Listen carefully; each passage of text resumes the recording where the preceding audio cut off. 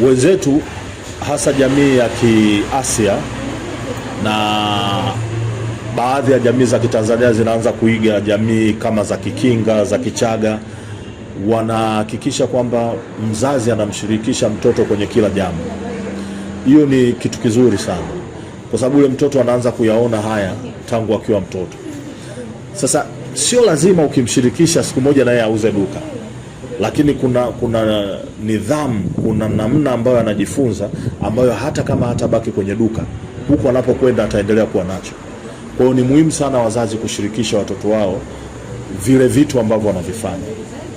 Lakini sasa ukishamshirikisha, haimaanishi kwamba na yeye, nimetoka kukuambia hapo mwanzoni, kitu ili kufanikiwa ukipende. Haimaanishi sasa na wewe sasa ili duka lazima ubaki hapo. Huyu mtoto anaweza aka graduate akaenda akafanya kitu kingine ambacho kikawa na manufaa kama hii tu ambayo wewe unaifanya. Kwa hiyo wakati unamgroom huyu mtoto kwenye kile, na nimesema ni muhimu kumgroom, aende aone duka, aone wateja, namna ya kuongea nao, kukaa pale, kugawa change na nini, lakini usimfungie mikatale kwamba sasa kwa sababu umekaa hapa tangu utotoni lazima ubaki hapa.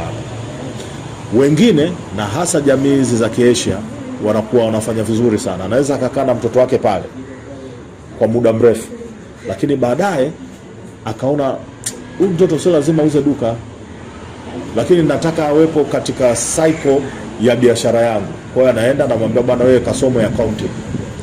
Mtoto anaenda anasoma na kuwa mhasibu, alafu mahesabu ya hiyo duka ni moja kati ya biashara ambazo huyo mtoto anafanya.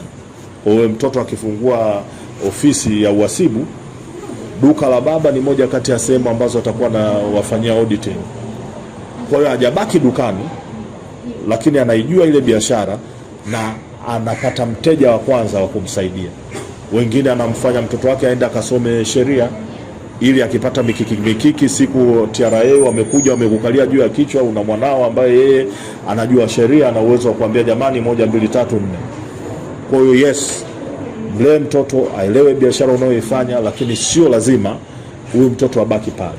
Na kwa wale ambao hawajalelewa, vitu vyote hivi watu wanajifunza.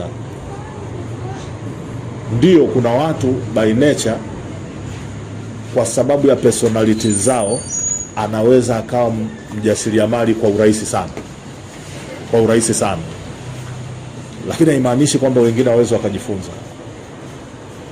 Kama ambavyo tulijifunza A, E, I, O, U 1 2 3, na wewe ambaye hujawahi kufanya biashara hata siku moja unaweza ukajifunza. Alafu sio tu ukajifunza, bali ukawa bora kama yule mtu ambaye kwa nature ana uwezo wa kujieleza, tunaita sanguine hawa, personality, au amekulia kwenye biashara, wewe hujawahi kufanya biashara, unaweza ukajifunza ukawa bora kuliko wao.